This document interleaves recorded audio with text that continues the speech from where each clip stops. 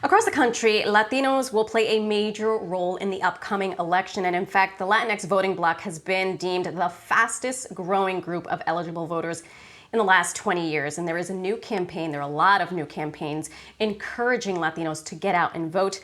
One of them features our favorite Puerto Rican superhero. There she is, La Borinqueña, along with some added star power. So joining us to tell us all about this is philanthropist and graphic novelist and friend of the show, Edgardo Miranda-Rodriguez.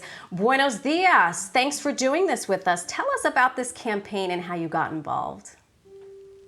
So we teamed up with Poder Latinx because we recognized very early on that the U.S. Latinx population is quite honestly, the largest population that has been in the history of the United States. With 18%, we're looking at an increase of eligible voters in the United States for the first time. So to kind of encourage people and engage people to really get out and vote and to recognize their innate superpower, we worked with Poder Latinx to create this public service announcement series. And we teamed up with one of our good friends, Rosario Dawson, who is actually voicing La Borinqueña in this public service announcement.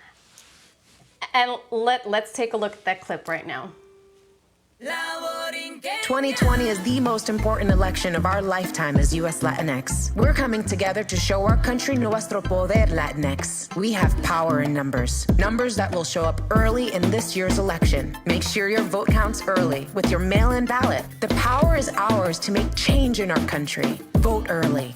Text poder to 52886 for polling. I know you for many years. I know you've been very vocal about this sort of philanthropy. And what was it like to team up with Rosario? I know you also worked with John Leguizamo. Why was it important to team up with them? What impact do you hope they bring to voter turnout specifically for Latinos?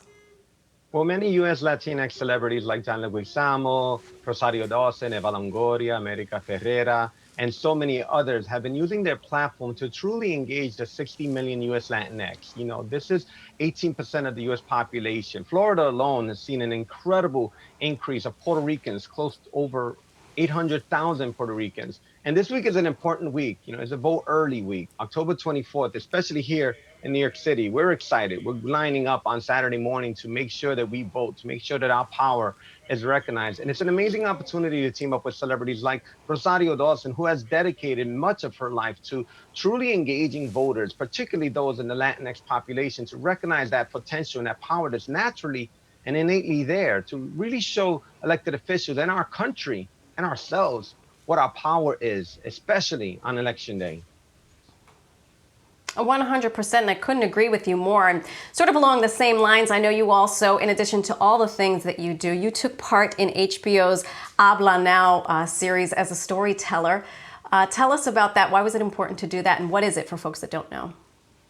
It's an amazing opportunity. HBO has actually produced 15 of these documentaries, the Habla series, an award-winning series over the last 17 years.